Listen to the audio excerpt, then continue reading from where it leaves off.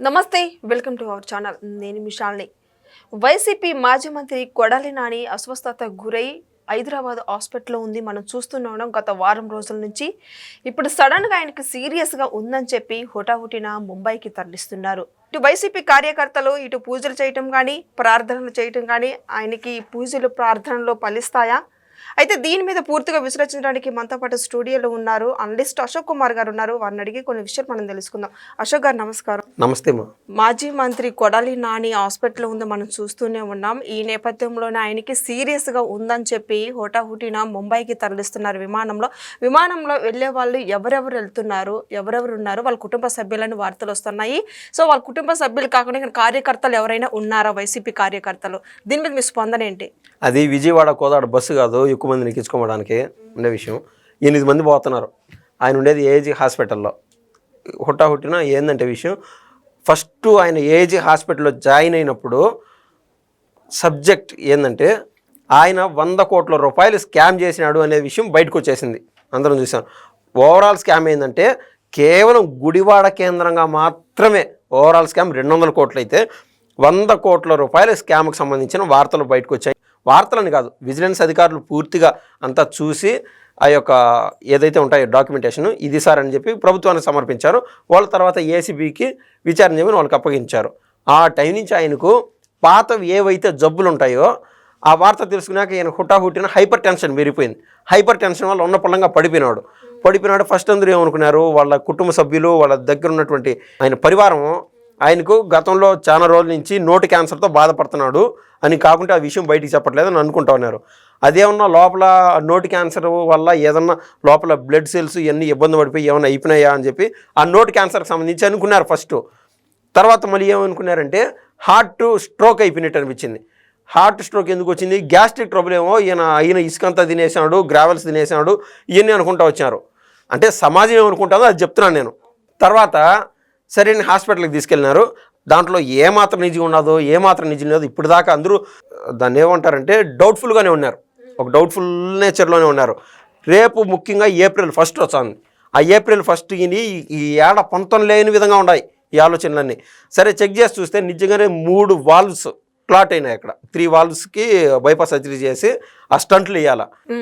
ఏం చేసినారు, AG hospital అంటే మీరు గూగుల్ చేసి చూడండి, లేదా మీకు తెలిసిన వాళ్ళని అడిగిన హైదరాబాద్లో ద బెస్ట్ హాస్పిటల్.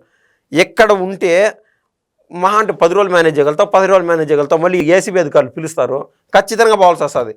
మాజీ మంత్రి అండి అతను, కానీ అరెస్ట్ చేయాలన్నా కూడా గవర్నర్ దగ్గరికి కాడికి పోయి పర్మిషన్ తెచ్చుకోవాలా రాష్ట్ర ప్రభుత్వం కూడా. సో ఆటోమేటిక్గా గవర్నర్ పర్మిషన్ తీసుకోవాల్సి ఉంటుంది. మ్యాక్సిమం నువ్వు 15 రోజులు 20 రోజులు మేనేజ్ చేయగలుగుతావు, అంతకుమించి మేనేజ్ చేయలేవు. సరే ఏది ఏమైనా కూడా దాంట్లో వాస్తవాలు ఉన్నాయా అవాస్తవాలు ఉన్నాయా అంటే ఆయన స్కామ్ చేసింది అయితే నిజమే, ఆయన బాబు గారిని తిట్టింది నిజమే, ఆయన పవన్ కళ్యాణ్ గారిని తిట్టింది నిజమే, నారా లోకేష్ గారిని అంత అసహ్యంగా తిట్టింది నిజమే.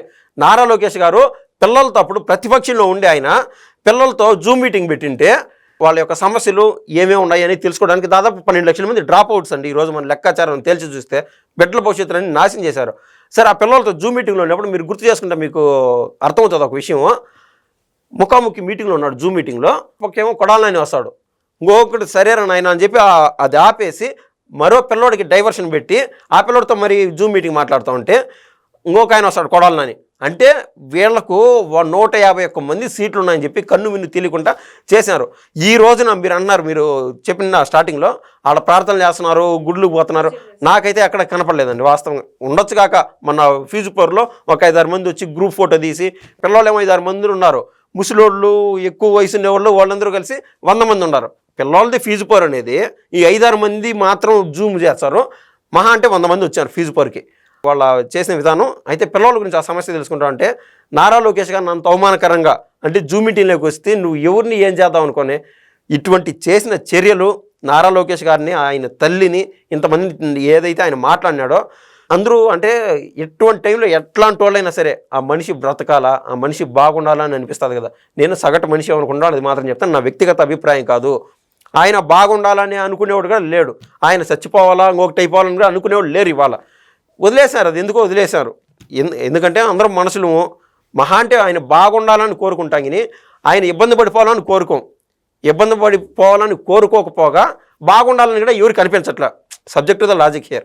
సో ఆయన్ని ఏజీ హాస్పిటల్ నుంచి హుటాహుటిన ఇది ముంబైలో పాండా డాక్టర్ పేరు, ఆ డాక్టర్ దగ్గరికి అయితే తీసుకెళ్ళడం జరిగింది. అంటే ఆన్ ద వే ఆ పాండాకి వచ్చి మన దేశం లెక్కలో ద బెస్ట్ ట్రాక్ రికార్డు ఉంది యాజ్ ఎ డాక్టర్. గతంలో ప్రధానమంత్రిగా పనిచేసినటువంటి మన్మోహన్ సింగ్ గారికి కూడా బైపాస్ సర్జరీ ఆయన చేశారు. బీహార్కి సంబంధించిన లాలూ ప్రసాద్ యాదవ్ ఆయనే బైపాస్ సర్జరీ చేశాడు. ఆయన కాడికినా పోతే అంటే అంత సీరియస్నెస్ ఎందుకు వచ్చిందో ఎవరికి అర్థం కావట్లే. ఏజీ హాస్పిటల్ అనేది బెస్ట్ హాస్పిటల్. ఎక్కడి నుంచి అక్కడికి పాండా దగ్గరికి కన్నా తీసుకెళ్ళినారు. అక్కడ ఒకవేళ నా వల్ల కాదు అనే కన్నా ఆయన ఒక్క మాట అంటే ఇంకా ఎట్లుంటుందో మీకే అర్థమవుతుంది. ఇంక నేనేం మాట్లాడుతున్నా మీకు అర్థమవుతుంది అనుకుంటా. మ్యాక్సిమం అంటే ఆ డెడ్ లైన్ పాండా దగ్గర ఉంది ఈయన విషయం. ఆయన అయితే బాగుండాలని నేనైతే కోరుకుంటున్నానండి. ఈ నేపథ్యంలో జగన్మోహన్ రెడ్డి మరి వెళ్తారా వెళ్ళారా, మరి పరిస్థితి ఎలా ఉండబోతుంది తర్వాత? ఆయన యాడ యలహంక ప్యాలెస్లో ఉన్నాడు ఏమో, ఈ టైంకి పోయిండాలా పాడు అని చెప్పి నేను ఏదో వితండవాదం చేయాలని కూడా లేను. ఇప్పటికన్నా పోతే ఆయన అవినీతి మరకలు ఏనకు చుట్టుకుంటాయో అట్లాంటివి కూడా అంత తిరిగితే అట్లేం లేవు. ఈయన ఏదో బిజీలో ఉండిపోయినాడు. కాకుంటే వాళ్ళ కార్యకర్తలు కానీ ఎవరైనా సరే ఈ మాదిరి ఇబ్బందికర పరిస్థితుల్లో ఉంటే ఖచ్చితంగా జగన్మోహన్ రెడ్డి లాంటి పార్టీ అధినేతలు వెళ్ళి చూస్తే ఆయనకు కూడా ఆయన గౌరవానికి కూడా మంచిగానే ఉంటుంది. ఆయన ఎంత బిజీ కావచ్చు కాక. గతంలో మన సినిమాలో కూడా చూసాం, రాజశేఖర రెడ్డి గారు ఏది యాత్ర సినిమా అంటే మనకు అర్థమవుతుందండి, సినిమా రీతిలో చెప్తున్నాను. కర్నూలుకు సంబంధించిన నాయకుడు గౌరు చరితారెడ్డి, అదేవిధంగా గౌరు వెంకటరెడ్డి, వీళ్ళిద్దరిలో ఒక మర్డర్ కేసులో వాళ్ళ గౌరు వెంకటరెడ్డి జైల్లో ఉన్నాడు. జైల్లో ఉన్నప్పుడు ఆమె వచ్చి గౌరు చరితారెడ్డి వచ్చి ఈయనకు చెప్తే రాజశేఖర రెడ్డికి ఆయన స్పందించిన తీరు నిజంగా అద్భుతం. అక్కడికి పోతే నాకు అవినీతి మరకలు అంటుతాయేనో ఆ ఖైదీతో మాట్లాడినందుకు అట్ట అనుకుంటాను అనుకోలే. డైరెక్ట్గా జైలుకి పోయి కలిసి వచ్చాడు వైఎస్ రాజశేఖర రెడ్డి గారు. జైల్లో ఉండడం అదే పెద్ద విషయం కాదు. ప్రాణాపాయ స్థితి కంటే ఇది పెద్ద విషయం కాదని నేను అనుకుంటాను. ఇప్పుడు కంటే నెల గెలవచ్చు. ఇక్కడ ప్రాణాపాయ పరిస్థితులు అంటే చివరి చూపుకైనా వెళ్ళేది ఉండదండి. దాదాపు 8 మంది పోయినారు, వాళ్ళ భార్య పోయింది, ఇంకా 8 మంది ఉన్నారు. ఇంకా టోటల్ 8 మెంబర్స్ అయితే వెళ్ళున్నారు. అక్కడైతే ఆ డాక్టర్ సక్రమంగా ట్రీట్ చేసి ఈయన మళ్ళీ జనజీవన స్రవంతిలోకి తీసుకొచ్చి ఈయన ఏదైతే తప్పులు చేసినాడో వాటన్నిటికీ శిక్ష అనుభవించాలని నాతో పాటు సగటు మనుషులు అందరూ కోరుకుంటున్నారండి. నెక్స్ట్ రెడ్ బుక్లో కొడాలి నాని పేరు ఉందని అంటే ఒక యాంకర్ అడిగే క్వశ్చన్కి అసలు రెడ్ బుక్ ఎక్కడుంది ఒకసారి చూపించు, అసలు పేరు ఎక్కడుంది, బుక్ ఉందని కాడ, పెన్ ఉందని దగ్గర అని మాట్లాడిన కొడాలి నాని ఇప్పుడు అస్వస్థతకు గురయ్యి సీరియస్గా ఉందని చెప్తుంటే ఈ మాటలను ఎలా చూడాలి? నాకే మాట్లాడడానికి చాలా బాధాకరంగా ఉన్నది. ఒక లేడీ యాంకర్తో మాత్రం మాట్లాడాలా అని. సో నేను హద్దులు పెట్టుకొని మాట్లాడతాను. అంటే ఆయన అంత అసహ్యంగా మాట్లాడినాడు ఆ రోజు. రెడ్ బుక్ అంటే అది రెడ్ బుక్ అనేది ఇంగ్లీషు, దాన్ని తెలుగులో డీకోడ్ చేసి అంత చండాలంగా మాట్లాడినాడు. రాష్ట్ర ప్రజలు అందరూ మీడియా ముందు చూస్తూనే ఉంటారు. అంత ఒళ్ళుబలిసిన మాటలేమి, రకరకాల మాటలు. ఆ రెడ్ బుక్ పేజ్ ఒక్కొక్కటి ఓపెన్ అయ్యే కొద్దీ నేను ఆచితూచి మాట్లాడదాం నేను అనుకున్నాను. ఆ వేదన పడింది ఎవరు? నారా లోకేష్ గారు. ఆ మనోవేదనకు గురైంది నారా లోకేష్ గారు. ఆయన మొన్న జరిగిన పార్టీ ఆవిర్భావ దినోత్సవం సందర్భంగా కూడా ఓపెన్గా చెప్పినాడు, రెడ్ బుక్లో ఒక్కొక్క పేజీ చిరిగే కొద్దీ ఒక్కడేమో బాత్రూంలో జారి పడిపోతున్నాడు, ఒకరికేమో గుండెపోట్లు వచ్చేస్తున్నాయి, అది ఏందో నాకు కూడా తెలియదని నారా లోకేష్ గారు అయితే చెప్పడం జరిగింది. సో రెడ్ బుక్ ప్రభావం స్పష్టంగా కనిపిస్తుంది. ఆ రెడ్ బుక్ అంటే తప్పులు చేయింది ఎవరైనా ఎందుకు అరెస్ట్ అవుతారు? తప్పులు చేయింది ఒకవేళ అరెస్ట్ అయినా కూడా వాళ్ళ నిరూపించుకొని మేము తప్పులు చేయలేదని బయటకు వస్తారు. స్టెప్ బై స్టెప్ విజిలెన్స్, మన రాష్ట్ర పరిధిలో ఉండే విజిలెన్స్ అధికారులు క్లియర్గా తప్పు ఎక్కడైతే జరిగిందో, అంటే కొంతమంది ఉచ్చులు వేస్తూ ఉంటారు, ఒక వాడుక భాషలో చెప్తున్నాను, పల్లెటూరులో ఆ ఉచ్చులో కన్నా పొలంలోకి వచ్చే పందులు పాడు పడతాయి కదా, పడితే బయటకు పోయే సమస్య ఉండదు.